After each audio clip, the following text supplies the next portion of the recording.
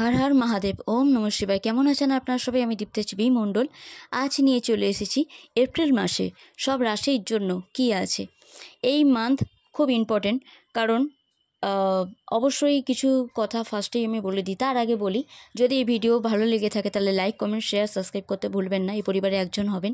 আমার দৈবী পরিবারের সবার জন্য আমি শুভকামনা জানালাম, কারণ এবছরে কিছু কিছু জিনিস খুব ইম্পর্টেন্ট। যেমন মীন রাশির রাশিতে এবছরে বড় বাবা এন্ট্রি করছে, যেটা মার্চের 29 তারিখেই হয়ে যাবে। আর এপ্রিল মাসে পুরো প্রভাবটা শুরু হয়ে যাবে। ইনফ্যাক্ট হালকা হালকা করে শুরু হয়ে গিয়েছে, বাট সেটা পুরোপুরি প্রভাবটা পড়বে এপ্রিল মাস থেকে। তার জন্য এটা এতটা ইম্পর্টেন্ট। আর তারই সাথে কুম্ভ রাশি মানে মকর রাশি একটু রিলিফ তো পাবে, কারণ মকর রাশির ওপর থেকে এই সব ঝামেলাগুলো বেরিয়ে যাবে। বড় বাবার জন্য, সাড়ে সাতির জন্য যে রকমভাবে মানে ফেস করছিল বা আপনারা করছিলেন, ছোট বড় সবার জন্য বলছি এখানে, কাজ ডিলে হওয়া কিংবা কোনো কাজ হতে গিয়ে পণ্ড হয়ে যাওয়া, বা কোনো রকমভাবে হেলথ ইস্যুর জন্য কাজ পণ্ড হয়ে যাওয়া, বা কোনো রকম মেন্টাল প্রেশার যদি থেকে থাকে, তাহলে মকর রাশি সেখান থেকে এবার রিলিফ পাচ্ছেন। কারণ আপনারা এই নয়েসের জন্য 5 থেকে 9 সালে I am really sorry, ignore করবেন। যে কোনোভাবে কোনো রকমভাবে যা কিছু পরিস্থিতির সম্মুখীন হয়েছিলেন আপনারা, সেই সব ঝামেলা থেকে এবারে আপনারা রক্ষা হচ্ছেন।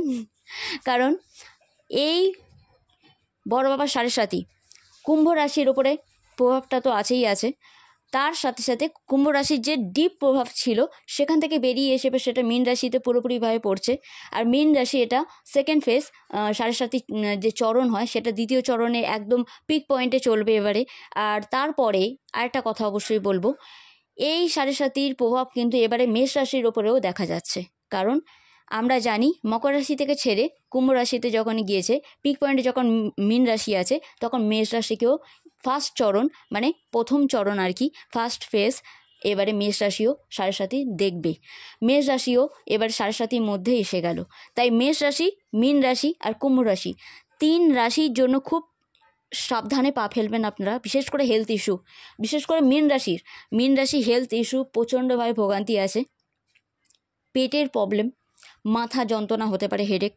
আর এই জিনিসটা ওভারঅল তো আছেই আছে, বাট এপ্রিল মান্থ আমি যেহেতু বলছি, তো এপ্রিল মান্থের জন্য মাথার যন্ত্রণা হতে পারে, সেটা গ্যাস্ট্রিকের প্রবলেম থেকেই হতে পারে।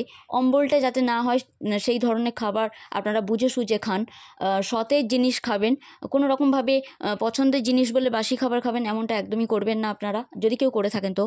আর তারই সাথে অবশ্যই বলবো, মীন রাশির এখানে একটা জিনিস খুব ভাইটাল, যেটা অন্তত 3 মাস অন্তর অন্তর, বা যদি পারেন তো 1 মাস অন্তর অন্তর হেলথ চেক আপে অবশ্যই যাবেন।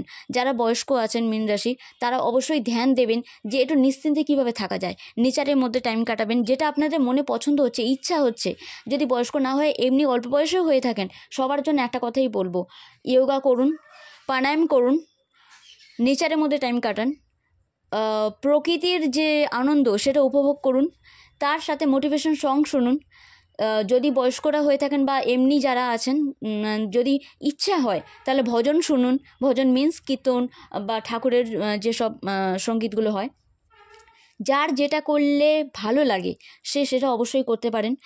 নিঃশ্বাসের যে খেলা আমরা বলি স্বরবিজ্ঞানে, যে উইদ ইন উইদ আউট যেটা হয়, প্রাণায়ামে যেটা মূল জিনিস, সেটা আপনারা যদি করেন, মেডিটেশনটা হালকা হালকা করে প্র্যাকটিস হতে থাকবে, তাতে আপনাদের জন্য এইগুলো করা খুব ভালো। দিনের মধ্যে আপনারা কি পেয়েছেন, আপনাদের মধ্যে কি ভালো হয়েছে, অন্তত দিনের শুরুবাত কিংবা রাতটা যখন হবে মানে ঘুমানোর আগে অবশ্যই এইটা লিখবেন। আপনারা লিখলে কি হয়, আমাদের পঞ্চ ইন্দ্রিয় একদম অ্যাক্টিভেট হয়ে যায়। আর তার জন্য আপনারা দেখবেন, সেটা এটা শুধু মীন রাশির জন্য বলছি না, এটা ওভারঅল সব রাশির জন্যই আমি বলছি।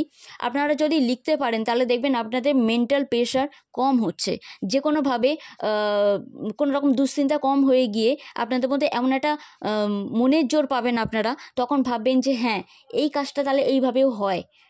লিখলে আপনাদের মানসিক দিক দিয়ে শান্তি পাবেন, মনের জোর বাড়বে, মন হালকা হবে। ভারাক্রান্ত মনের হালকা হওয়াটা খুব দরকার, নাহলে নিদ্রাজনিত প্রবলেম হয়ে যেতে পারে, ঘুম আসতে প্রবলেম হবে।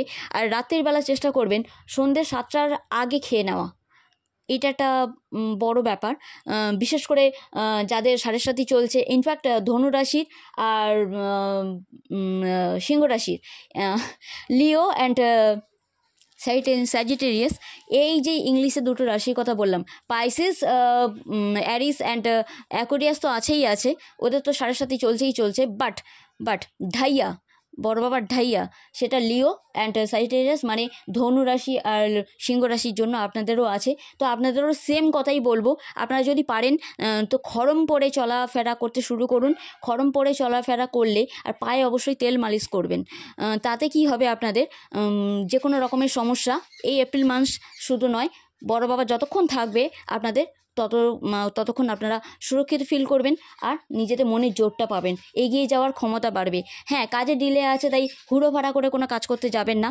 এপ্রিল মাসে সবার জন্য একটা কথাই বলবো, খুব রিচেক করে কাজ করবেন।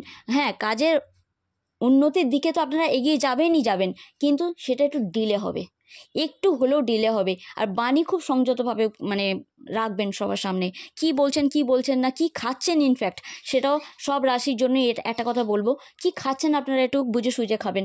কেউ কিছু দিয়ে দিলে হুটহাট করে খেয়ে নেবেন না।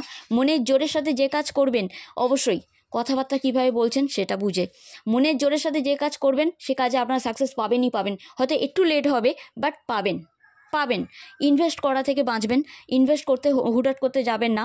আর যেহেতু চৈত্র মাস, এই এপ্রিল মাসে চৈত্র মাসের মাতা রানী অর্থাৎ মা দুর্গারও পূজা আছেন, তো মা দুর্গা ম্যাজিক বিগিনস নাও কিংবা ওম দম দুর্গায় নামাহা এই মন্ত্র জপ করা আপনাদের জন্য খুব ভালো হবে।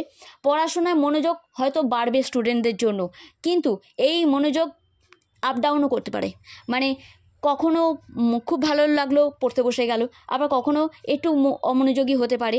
তো আপনাদের ইচ্ছা অনুসার ফলাফল আপনারা নাও পেতে পারেন এই এপ্রিল মাসে, কিন্তু তবু একটুখানি একটা কথাই বলবো, রেজাল্ট যাই আসুক না কেন পশ্চিম দিকে মুখ করে পড়তে বসবেন আপনারা, তাতে মনোযোগ বাড়বে। আর যখনই মনোযোগ বেড়ে যাবে, যখন দেখতে পাবেন এটা কন্টিনিউ করতে পারছেন, পড়াশোনা মন বসছে, তখন আপনারা ঈশান কোণ মানে উত্তর আর পূর্ব কোণ যেটা হয় ঈশান কোণের দিকে পড়তে বসবেন। যারা গর্ভবতী মায়েরা আছেন খুব সাবধান, কারণ সূর্যগ্রহণ যেটা আমি অবশ্যই বলবো,